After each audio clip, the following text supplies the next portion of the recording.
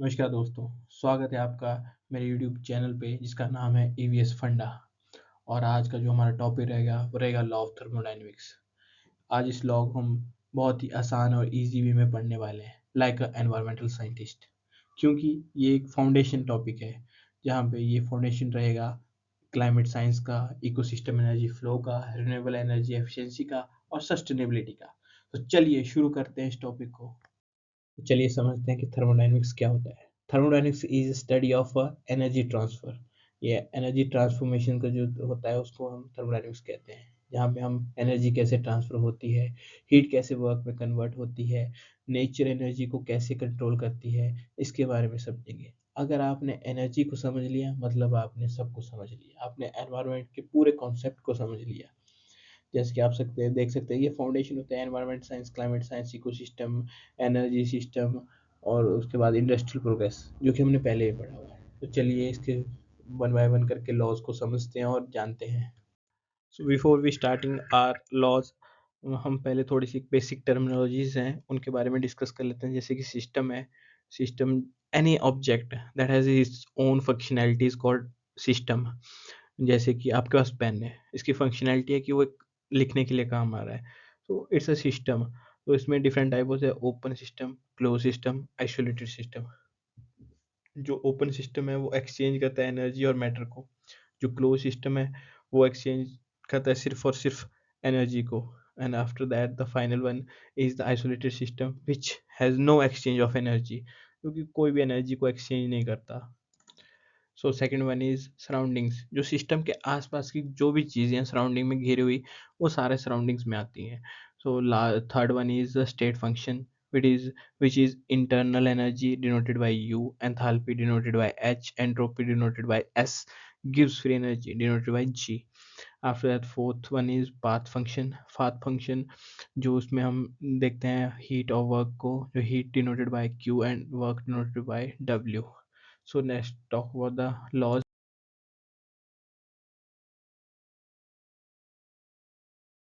So here's the our zeroth law of thermodynamics.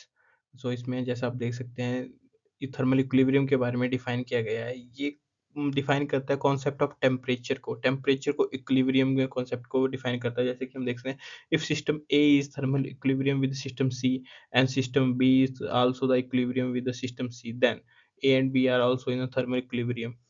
अगर simple language में बताऊं, अगर ए बी इक्विलिब्रियम में अगर इन दोनों का टेम्परेचर 90 डिग्री सेल्सियस है और टेम्परेचर सी और बी का 90 डिग्री सेल्सियस है, तो ऑटोमेटिकली ए और सी का भी 90 डिग्री सेल्सियस हो जाएगा।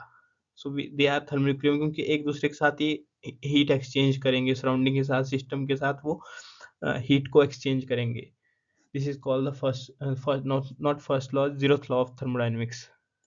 So the first law of thermodynamics, which is on the law of conservation of energy, states that the energy neither be created nor be destroyed, but it can only change from one form to another form. तो इसमें इसके according energy को ना create किया जा सकता है ना डिस्ट्रॉय किया जा सकता है, इसको बस एक फॉर्म से दूसरी फॉर्म में कन्वर्ट किया जा सकता है। अगर हम इसका एग्जांपल देखें तो जैसे हम विंड मिल की मदद से, विंड एनर्जी की मदद से जो हम इलेक्ट्रिसिटी प्रोड्यूस करते हैं, हवा में जो होते हैं उस हवा की जो काइनेटिक एनर्जी होती है उसको ट्रांसफर करते हैं हम इलेक्ट्रिक मैकेनिकल एनर्जी में, और उसके बाद उसकी हम इलेक्ट्रिक एनर्जी बनाते हैं। अगर इसके मैथमेटिकल एक्सप्रेशन देखें तो delta U equal to Q minus W, where delta U is the change in the internal energy of the system and Q is the heat supplied on the system and W is the work done by the system. If we work on the system, the equation will become delta U equal to Q plus W. ये थोड़ा सा misprint हो गया है, sorry for that. And this is, अगर आप जैसा आप डायग्राम में देख सकते हैं, जो हवा को नीचे इसका प्रेशर किया जा रहा है, जो ऊपर से पंप किया जा रहा है, तो उसकी वजह से हीट प्रोड्यूस हो रही है, और जो कि स्टेट 2 में देख सकते हैं आप, उसकी वजह से हीट को उधर ट्रांसफर किया जा रहा है। चलिए अब बात करते हैं थर्मोडायनेमिक्स की प्रोसेसेस की, जिसमें सबसे पहले आता है आइसोथर्मल प्रोसेस, जहाँ पे जो टेम्परेचर होता है वो कांस्टेंट रहता है। जैसा कि आप यहाँ पे इसकी इक्वेशन देख सकते हैं, P V equal to constant, यहाँ पे P pressure and V is the volume. So इसमें टेम्परेचर जो कांस्टेंट रहता है। वैसे भी अगर हम पानी को बॉयल करेंगे वो 100 डिग्री तक ही रहता है, उससे ऊपर वो कभी बॉयल होता ही नहीं है। So here the temperature remains the constant and after that जो हमारा जो दूसरा आता है वो एडियाबैटिक प्रोसेस आता है, जहाँ पे कोई ट्रांसफ़र नहीं होता है हीट का इन और आउट ऑफ द सिस्टम। इसकी इक्वेशन है PVR equal to constant, where P R equal to C P upon C V, जिसको हम डिफाइन करते हैं molar specific heat capacity of the constant temperature upon molar specific heat capacity at a constant volume, which is called the adiabatic process. And after that, third one is isocoric process. This is a process occur at the constant volume. So यहाँ पे volume जो है constant रहती है, सो इसकी equation जो बनती है वो P by T equal to constant. And after that the last one fourth one is the so isobaric process. जो इसकी जो प्रोसेस होती है वो कांस्टेंट प्रेशर पे होती है और इसकी इक्वेशन बनती है P by T equal to constant. यहाँ पे जो कांस्टेंट रहता है हमारा pressure. Now come to the So here is the second law of thermodynamics, which states that the heat flow naturally from hotter body to colder body. जो heat transfer होता है वो गर्म के ठंडे की तरफ होता है, और वहीं पे entropy of the isolated system always increase। जो isolated system होता है उसकी entropy जो है हमेशा बढ़ती है। अगर हम entropy को define करें simple language में, तो ये disorderness और randomness होती है। किसी भी system में एकदम से randomness हो जाए किसी भी चीज़ की, है उसमें disorderness हो, मतलब वो एक ऑर्डर या सिमेट्री में ना हो कि ऐसे आगे पीछे हो, जो उसे कहते हैं हम entropy. So here are the few characteristics of the entropy. Let's discuss them one by one. The first one is the entropy is a measure of disorderness or the randomness in the system. जैसे जैसे जितनी ज़्यादा disorderness बढ़ेगी उतनी ज़्यादा high entropy होगी। Second one is the entropy is a state functions, mean it depend only on the initial or final stage, not on the path taken. The third one is entropy is an extensive process, so it increase with the amount of the substance in the system. And the fourth one is in the any spontaneous process, the entropy of the universe always increase. जैसा कि हम जानते हैं, it's a very important questions. It always ask in the UGC net EVS that what happen when the spontaneous process entropy increase or decrease, and it's very मतलब ये आपके free के number हैं अगर ये आप इसको छोड़ के आ रहे हैं। So you know always entropy increase करती है, delta S always greater than zero. And our fifth one is at absolute zero, the entropy of perfect crystal is zero, according to this, according to the third law of thermodynamics. तो जैसे कि third law के बारे में जानते हैं, जो next हम पढ़ने वाले हैं, इसमें अगर एब्सोल्यूट जीरो होगा तो entropy of the perfect crystal is वो भी जीरो होगी। So here is our third law of thermodynamics, which states that the entropy of the perfect crystal at the temperature of 0 Kelvin is equal to zero। जैसा कि हमने अभी पीछे पढ़ा कि परफेक्ट क्रिस्टलाइन जो टेम्परेचर होगा जो ज़ीरो होगा, तो जो परफेक्ट क्रिस्टल का जो होगा वो भी ज़ीरो होगा, उसमें कोई एंट्रोपी नहीं होगी। This is zero, entropy is zero. अगर टेम्परेचर 0 केल्विन हो गया तो these are the following phenomena that observe in a closed system.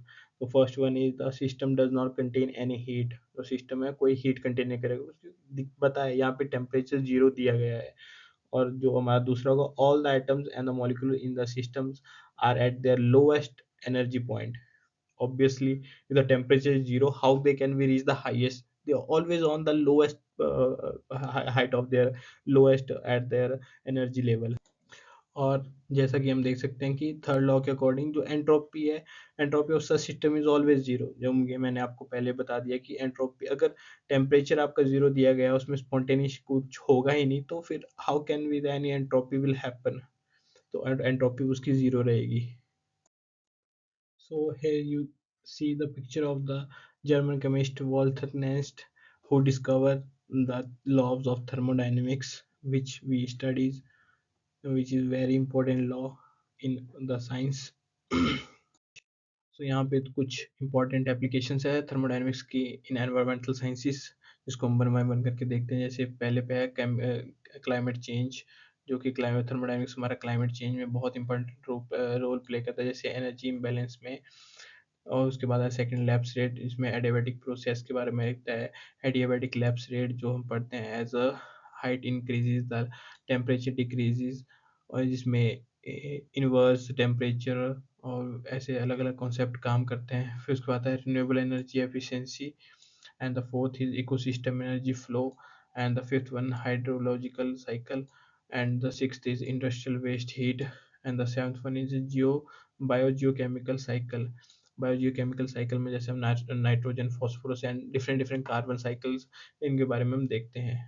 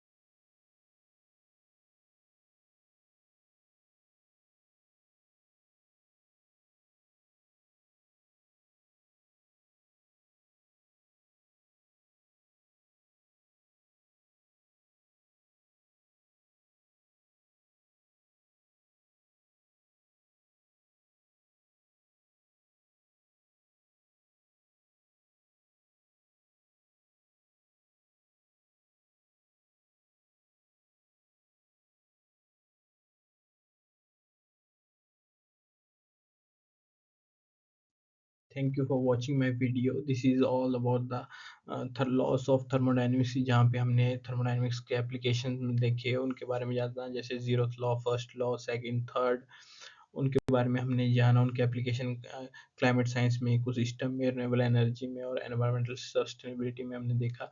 इसी तरह के और कॉन्सेप्ट के बारे में जानने के लिए प्लीज़ सब्सक्राइब माई चैनल।